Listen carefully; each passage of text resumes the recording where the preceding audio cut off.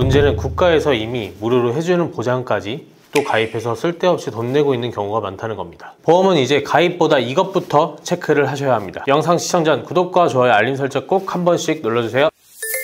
안녕하세요. 보험을 보험답게 포스트보험입니다. 매달 빠져나가는 보험료가 아깝다고 느껴진 적 있으시죠? 사실 이게 저축이 아니라 지출이기 때문에 내가 나입하는 보험료로 그 이상의 혜택을 받을 수 있다, 100% 보장하지는 않거든요. 무조건 보험으로 받을 수 있다 이런 건 아니기 때문에 현실적으로 우리가 경제활동을 해서 벌어들인 수입으로 저축도 하고 자산을 꾸려가야 하기 때문에 보험에만 치중할 수 없기 때문에 가성비 있게 준비를 하시는 것을 추천드리는데요. 이렇게 내 월급을 쪼개서 가입하는 보험들을 현실적으로 어떻게 준비를 해야 할까?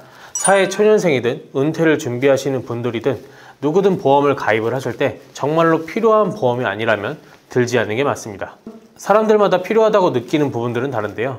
내 가족이나 주변 지인 중에 어떤 지병을 앓고 있거나 다친 경우에는 많은 분들이 보험에 관심을 갖게 됩니다. 사실 이게 주변에서 일어난 일이 나에게 일어나지 않을까 하는 불안감에 보험을 찾게 되거든요. 그래서 가족분들 중에서 유전적인 질병이나 가족력이 있으신 분들은 해당 보험들을 준비하려고 생각하시는 분들이 많습니다. 이렇게 병원비로 지출된 내역을 보시면 진료비 총액 4,900만원가량인데 실납부 예상 금액이 1,200만원 정도입니다. 이게 우리가 건보 혜택을 받아 실제로 나입하는 병원비가 줄어든 건데요. 여기서 우리가 알고 있는 산정특례를 적용받는다면 급여 본인 부담금의 5%, 즉 1,000만원가량에서 5%라면 50만원만 내면 되는 겁니다. 그리고 전액 본인 부담금 혹은 비급여 합산 200만원 가량이라면 실제로 병원비로 지출하는 항목은 250만원일 텐데요. 그런데 만약 산정특례를 받지 못했다, 소득분이 6, 7분이라면 396만원을 기준으로 급여 항목 1,000만원일 때 606만원을 본인부담 상한제로 환급을 받습니다. 이렇게 우리가 산정특례와 본인부담금 상한제로 받는 혜택을 말씀드렸는데요.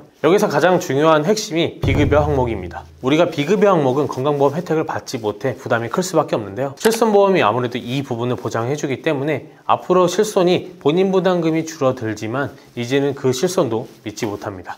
왜냐? 바뀌거든요. 물론 비급여 항목도 보장해주는 나라 혜택이 있습니다. 바로 재난적 의료비 지원 사업인데요. 이게 비급여 항목 전부 다 해당이 되는 것은 아니고요. 미용이나 성형, 간병비, 요양병원에서 발생한 의료비 등 치료에 있어서 선택적인 비급여는 안 되는 것으로 보입니다.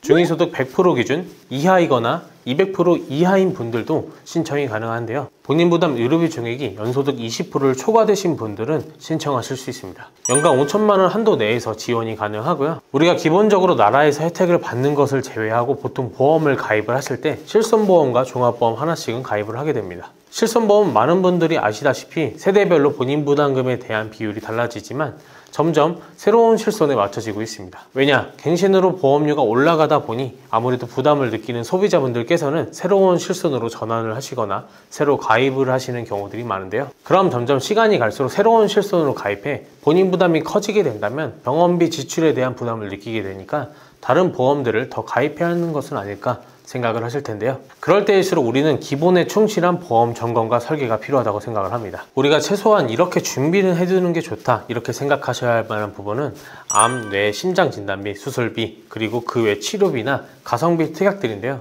일단 기본적으로 암 진단비를 구성을 해봤을 때 가장 저렴한 보험사가 1번 보험사인데요. 가장 비싼 보험사 9번과의 차이가 16,955원 차이인데요. 똑같은 암 진단비 구성이라면 가장 저렴하게 준비를 하시는 것이 좋겠죠. 뇌혈관 질환 진단비와 허혈성 심장질환 진단비 구성이 가장 저렴한 곳이 3번 회사인데요. 진단비의 구성은 3번 회사로 하고 수술비 구성은 가장 저렴한 보험사 5번으로 각각 쪼개서 가입을 하시면 되는 것이 아니냐 생각하실 수 있겠지만 각 보험사마다 최소 연계 조건으로 인해서 오히려 저렴한 곳으로 구성을 하려 했을 때 총 보험료가 비싸지게 될 수도 있습니다. 그리고 오히려 뇌와 심장질환 진단비 구성과 질병수술비와 종수술비를 고려했었을 때 가장 저렴한 곳이 1번 39,346원인데 가장 비싼 곳은 54,068원입니다. 가장 저렴한 회사 1번과 가장 비싼 회사 9번의 차이가 14,722원인데요. 그러면 암내신 진단비와 수술비 이런 기본적인 특약을 준비를 하실 때 1번 회사가 가장 저렴하고 9번 회사가 가장 저렴하니까 무조건 1번 회사로 선택을 해야 할까요? 여기서 가장 중요한 포인트는 병력인데요. 만약 고혈압이 있는 분이라면 상품 자체의 구성이 달라지게 됩니다.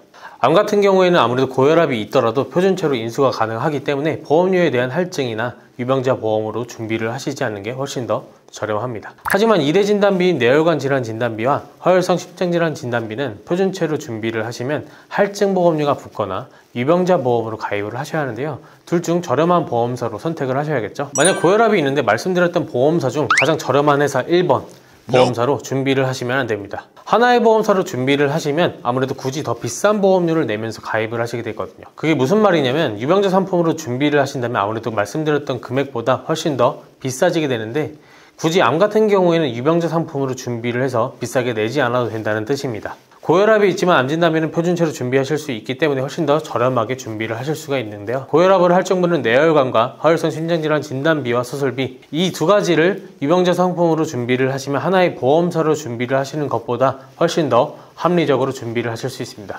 그렇기 때문에 상품에 대한 이해와 병력 인수 가이드를 잘 파악하는 담당자분께 준비를 하시는 것이 가장 좋은데요. 가장 중요한 포인트를 정리해서 말씀드리자면 보험을 가입을 하실 때 무작정 보험료 저렴한 하나의 회사로 선택을 하시면 안 된다는 겁니다. 여러 보험사를 비교하고 저렴한 곳도 좋지만 각 회사마다 연계 조건이나 병력에 따른 설계 방식에 따라 보험료가 크게 달라질 수 있습니다. 우리가 이런 부분들을 간과하면 매월 나입하는 보험료를 통상적으로 20년 동안 내게 될 텐데 보험료를 내는 총 금액이 달라지거든요.